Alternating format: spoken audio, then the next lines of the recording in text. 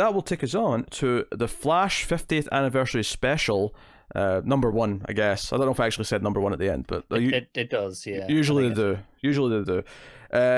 So this, unfortunately, is an 80-page book, which I don't think we realised before we agreed to do this. No. Ultimately, we just have to take these as they come. Sometimes there's going to be oversized books, and we just have to deal with that. But 80 pages is a lot. 80 pages is like a lot. So I won't tell you the creators just now because it's different per story. So Mark Waid does the wraparound in this, which is why it's part of the start of his kind of like collection, his run. Yeah, and there's definitely something that it feels like it's seeding for that.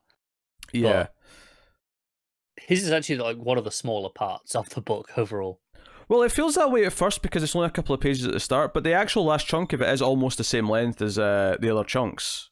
Oh, is it? Yeah. Okay, fair enough. Because my memory playing tricks on me. Because the other stories are about 15, 16 pages each. Because there's basically the way this story is structured, there's a couple of pages at the start of this character, this John Fox. John Fox. Going to the past. He's in the future. This is kind of in the future. Central City's been decimated. It's in 2645. Oh, there you go. The exact date.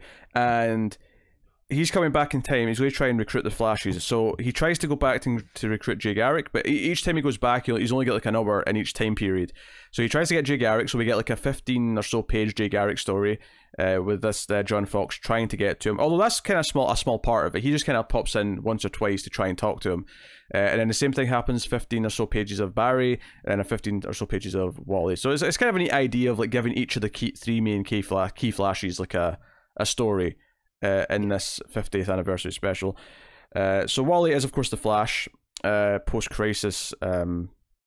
This isn't starting like Batman, like where we're starting right after Crisis. This is starting a bit later. This is I think around 1990, I want to say. But so we're a little bit later on the timeline. What I did not expect in this issue, actually, and something that I didn't really know about from this early Wally West stuff, is that everyone knows who he is, and that obviously changes after a certain point. Yeah. But right now, his identity is public knowledge. Yeah, he's not necessarily got the same personality that we would think of as Wally West right now. He hasn't been kind of forged into that yet. I feel like Mark Waid's the one who's going to do that. You think? Yeah, over the course of the run. I feel like that's what's going to happen. So they send this dude back because there's this villain, Mota, who's going to span all these years and eventually cause this apocalyptic event that's happening. So that's what they're trying to stop. Simple time travel stuff. So we go back to Jay Garrick, and I have to say I really like the art and the Jay Garrick section. Yeah, me too. It's a lot of fun. Yeah, again, a lot of swishing around, him running in to speak to the, is it the mayor he goes to speak to at the start? Yeah, it's the president, isn't it? Something? No, it's kind of the president. It's not the mayor, it's bigger than the mayor. He's like head of like CIA or something like that. Okay. I'm sure it is, because he comes across the country for sure. Yeah. And this guy wants Jay to investigate these scientists because they might, because he's going on a whole rant about the commies, like the commies, like because this is post World War II timeline wise in terms of where it's set, and he gives him a list of names. Some of these scientists might be working with the commies, and interestingly, Jay Garrick's one of those names. He's like, wait, that's my name. What? What's happening? And he also recognizes one of the other ones as a friend, and we also notice as the readers the name Manfred Mota. We see that name Mota on there. Yeah, and he does tell us a little bit about him. It was an army site case. So he's on the list. It was like, okay, it's teasing this. So it does make it feel a little bit more connected to the overall issue than just here's a random Jay Garrick story. Oh, sure. I mean, all the stories do connect to the villain, even if the time traveler doesn't feature that much. Yeah, but even like really early on in this, where before we even got a hint of what the villain is for this, the way he's on that list, he's part of this investigation. Yeah, so that's just kind of a seedy government guy, and Jay doesn't want to be anyone's personal spy. That's not how this is. Amusingly, he asks his assistant to follow the Flash, and he's like, and he's like, how? Yeah, how? Like, how am I supposed to keep up with him? So Jay helps a couple who get trapped at a railroad crossing, speeds the car out. And we actually see how this fits into Jay's life in the sense that Mota is buying some stolen parts, basically, from the janitor who works at Jay Garrick's lab. Which is notable because when Jay comes in and he gets his shirt and tie on and he talks to the janitor, and the janitor's like, "Oh, I didn't know you were going to be here. So lucky that that criminal meeting that I just had ended in time." Yeah, real convenient. But he walks out. He has a wad of cash sticking out of his back pocket, which looks suspicious and becomes a major plot point here because I did note down as well that Jay says to himself, "Oh, maybe we're paying the help too much if he's walking around with that cash." I mean, it's one of those where I get what he's saying, but kind of shitty because if you could afford to be paying them that and not even notice, then maybe you're not paying them too much. Yeah, maybe you should be paying them more. But he actually notices there's some was it radioactive? It's glowing, and he's like, "Yeah, I'm going to test this because that doesn't seem right." Yes. So when he confronts the janitor about it, the janitor pulls a gun, and he's like, "Stick it, boss man." But obviously, Jay speeds around and does his flash stuff to get away. So he goes to speak to a friend that was on the list after turning this guy into the police, not knowing what he did really, ultimately. And he goes to speak to this old friend and says, "Hey, you were accused of being a commie spy. What do you think about that?"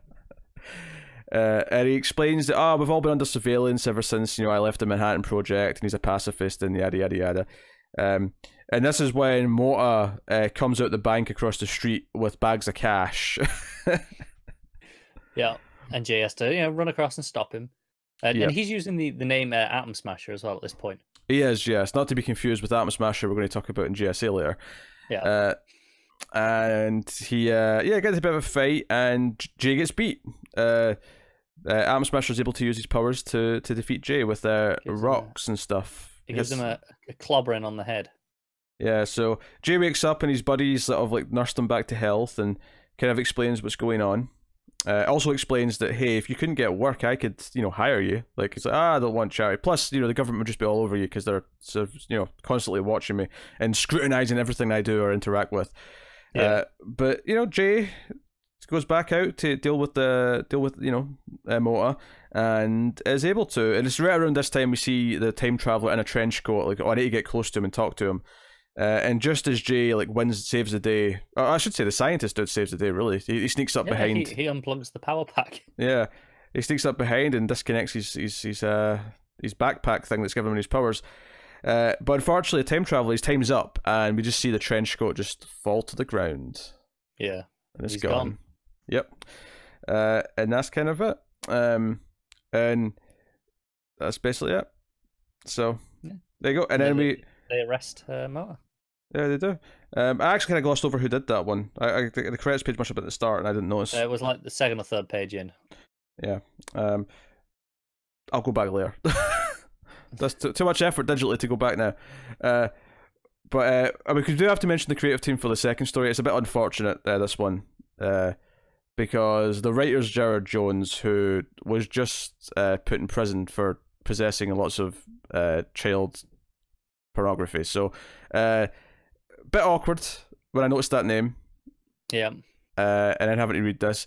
There's an entire section of Green Lantern that is now kind of like not unreadable, but it's there. There's basically all the Emerald Dawn stuff and the early Hal Jordan stuff from the 90s is just kind of all under him. And it makes because they were releasing trades of it, and they stopped after volume 1 because that's when all this stuff came out. Pretty understandably. Yeah, so really, really awkward. The artist, though, is Carmine Infantino. So yeah, a classic. So, yeah, and now, Atom Smasher has become... Has he changed his name yet, or is that the third story he changes his name? I think he's Atom Master now, right? Atom Master, okay. Because in the third story, he's like Captain Fallout or something like that. Yeah. Professor Fallout. Professor Fallout, there you go. So Barry is testing his treadmill, and he's like, shit, I've run out of time, my clock stopped. I need to go and see Iris for a date. As Mota, we see it in prison over the last 20-30 years, he's been prepping his big comeback. He's been dastardly scheming He has everything ready. And he's just still furious at the Flash. Yes, so he's like, oh, the Flash has got a better costume in the last 20, 30 years. He doesn't realise it's different people. He's like, oh, he disappeared only to resurface with a new costume.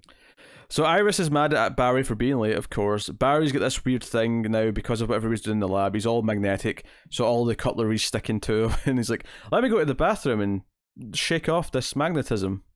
Yeah. A lot of digs from her, but yeah, sure. Real magnetic you. Yes.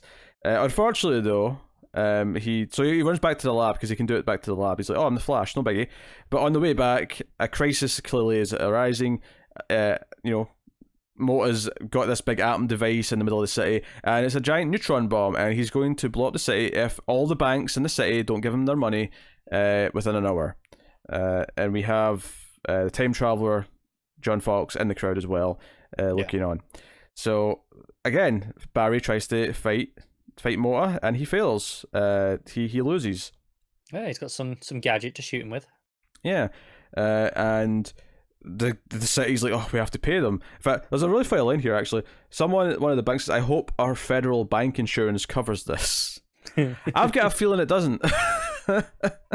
Yeah. It's saying ransom demands of an absolute nut job. I don't think so. So basically, Mota actually kidnaps Barry and has him in this kind of atom device that keeps him captive. But Barry eventually realizes that if he vibrates in just the right way, classic Flash stuff, this, he'll get out. Hey, if it works, it works. I noticed there was a lot of pink backgrounds in this part of the story. Yeah, I think it was because it was the atom device was pink, so I think it was meant to be the impression that was giving off all this. Okay, all right. Barry, there's actually a really funny panel at one point where Barry's kind of raiding one of the atom electrons. Yeah. Yeah, if you're unfamiliar with an atom, you have the neutron, but then you have the electrons going around it in a circle, so that's why you get that circular kind of design. He's actually raiding it, like, think of like Saturn, as if he's raiding the ring of Saturn. Yeah, because that's kind of his plan of how to escape, is if he goes with it and rides around and around, he can build up enough speed to then kind of just break out. In fact, my biggest critique of this middle story with Barry is that there's actually too much science jargon which they felt the need to try and explain in like caption boxes, and I'm like, you have to explain like positrons and in fact, the one that actually made me laugh the first time I read this, and I laughed again when I read it this time, it's when he's fighting. He runs back out obviously and goes to fight Mota. Editor's note: a synchrotron. Like, I had to synchrocyclotron. Yeah, synchrocyclotron. I had to like look at that like 3 times to read it properly because there's so many goddamn syllables. It's a particle accelerator which isolates protons through a frequency matching angular velocity of the particles. Yeah, that doesn't explain anything to me. That's still all just mumbo jumbo jargon. It's weird because I appreciate the effort to educate. But this is aimed at someone who's already done like 2 years in university for physics and chemistry. Yeah, pretty much. Just have the mumbo jumbo word and pretend we know what we're talking about. Yeah, I'll dumb it down a little bit. Yeah. For the rest of the simpletons, thank you very much. Anyway, so he beats Mota, and basically, the time traveler John Fox gets closer. He's like, "Hey, Flash, the future of the Earth depends on me telling you this." And he turns around, and there's just a trench coat lying there. He just ran out of time. And amusingly, Barry just thinks to himself, "Well, if it's something important, it'll happen. Someone will mention it again." That's like, when you miss a phone call and they don't leave you a voicemail, and you go, well, if it's important, they'll ring again. Mm-hmm. Yes. Little does he know that this guy can't just ring again. So Barry goes back to his date, and Iris actually, he's not in trouble because Iris ran off to report on the things that were happening and apologizes to him for being missing for an hour, and he's like, "Oh, that's okay, I forgive you. I leave you waiting long enough." Yeah. So off they go. Happy times. And that takes us to the Wally story, where he owes money for a shoe deal. He was rich before. He ordered a lot of shoes, and now he can't afford to pay for the shoes. But this crazy woman runs in, and it says, "Hey, I know you're the Flash. You have to help me. It turns out she's been dating Mota while he's been in prison.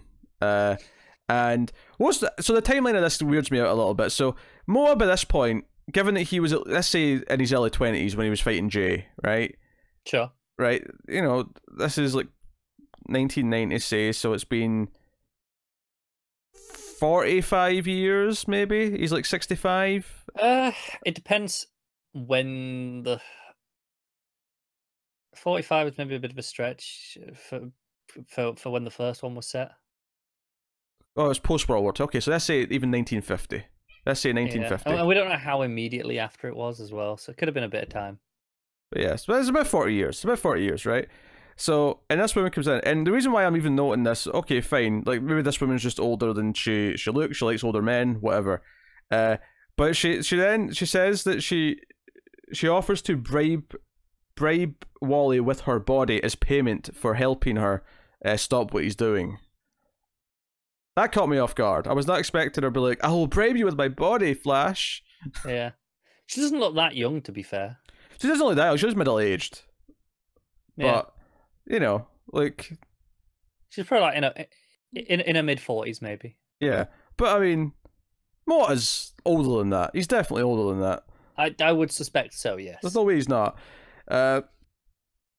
So, anyway, Wally's like, okay, tell us what's going on. And Motta, now going by Professor's Fallout, is like, you know, launching his dastardly plan. He's built a suit. It's almost like a Mr. Freeze style suit, but it's for, you know, radiation and Fallout shenanigans. We see him blast one of his henchmen when he first tests it in the flashback. So here's the thing, a little bit of humour here is that John Fox actually gets here early, and he comes to the apartment and he's like, okay, I'm going to talk to this as my last chance, I can get Wally West, and Wally runs past them and says, hey, you hear about the shoes, I'll talk to you later, and just speeds off. He thinks he's about the shoes. Like, shoes? What the hell? Yep. So, and of course, like before... Wally gets beat. I like how Fox gets himself a trench coat every time he gets here, because he doesn't take that with him, because we've seen it left behind. He's somehow finding the same trench coat every time he travels through time, you're right. Dear. So he wastes however long of his hour making sure he has a trench coat and a hat. So Wally gets beat, but yeah, so he runs away to try and figure out what to do, and he goes to a scientist at a power plant, and basically... there's kind of a theme here in this story that because nuclear power is like kind of scary, she like covered up a theft of something because she doesn't want the public perception of nuclear power to be again sort of tarnished. Yeah. But he goes to this scientist who works in a bar. I got real Cheers vibes from this. This felt like the you know, from the first few seasons of Cheers, the coach who worked behind the bar. It looks like him, and he's in a bar, so it you know. So it works. Yeah, but he explains what's going on, or to, like, you know, how more maybe science mumbo jumbo. More science mumbo jumbo, yeah. So Wally takes him with him, and they do some sciencey stuff in the fight, to stop Motta, and that's basically it. Yeah. Not much to really say beyond science mumbo jumbo, and of course John Fox once again disappears. Just before he can actually say to Wally what's actually happening.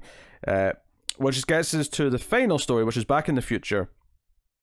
Motta has become a radioactive-looking version of Tar Pit, essentially. He's big and monstrous. He's not a human anymore. Things have gone far too far. John Fox comes back, and it's actually quite dark. He comes back, and like Motta's actually killed like most of the people that were in the control room with him. Like, all those people who sent him back are actually dead, which is, you know, pretty sinister. But they run to the Flash Museum. This is after John Fox ends up with super speed. Yeah, which he got from the traveling, right? Yeah. So he runs to the Flash Museum and builds himself his own speedster suit, which is sort of blue with like a sort of red kind of... Think the Green Power Ranger. It's like blue, but with the shield is red. Yeah, and then he has the Flash symbol on it because he's like, well, I might as well be the Flash. Yeah, because this generation needs a Flash. So it was funny. Obviously, like going forward, we're going to end up with like Dawn and Dawn, and we're going to hear all these, you know, Bart and all these different versions of Flashes in the future. But at least for now, we've got this John Fox as a Flash in the future, and he speeds around. The museum gets trashed. some nice stuff here actually is as he's like defeating them, there's like a mother and child hiding behind a statue of Jay, which I thought was a nice little touch. Yeah, no, that was real nice. But he uses the treadmill to whip up his speed, and the coloring goes all weird here as they're kind of in like a kind of hyper time. Yeah, everything goes sort of like pale pastel colors. Yeah, you see all these different time periods around them. Yeah, and basically Mota gets launched into a star or planet in space is basically what happens. And it kind of ends with John looking up at the statues of the three Flashes and kind of saying, "We beat you. It wasn't just me. It was, all of us. It was the Flash." And the issue ends with a Flash Day celebration in the future as they celebrate, everything that all the Flashes have done. Yeah, and there's a statue of him now as well. And then the back of the issue's got some profile flash facts of the various Flashes, which I did not read for the purpose of this, I must admit, because I skimmed them. It'd already been 80 pages by this point. So, no. Honestly, all things considered, obviously it's a bit long-winded, and whatever else, and it's not really a true representation of Mark Waid's run yet, because it's not really a Mark Waid issue beyond just him doing the future story. No. But as a special goes, it's actually quite enjoyable. I think I actually like this more than some of the 80-page specials we get now, where it's just all a bunch of random stories. This was kind of nice that it all had like a through line that had like kind of a message at the end of no, all these Flashes have inspired a new Flash in the future. Do you know what it is? It felt like it had an editor. Yeah. That went, hey, look, this is where the other story is going to leave off. You need to take this villain, get him to this point by the end, and do whatever you want in the meantime, right? And it was divvied up like that, and like, hey, you're doing a J story, introduce this villain, whatever else you want to do around it is fine. Mm-hmm. And it kind of feels like that, and as opposed to what we get now of just do what you want for 10 pages. Yep. So, yeah. And the art was generally solid. Again, very of its time. That's one of the weird things about sort of rating art from previous time periods is kind of getting into the mold of what art looked like then. Yeah, I like some more than others. Of course. So, what are you giving it? I'm gonna give this I'll give it a 7. It's solid.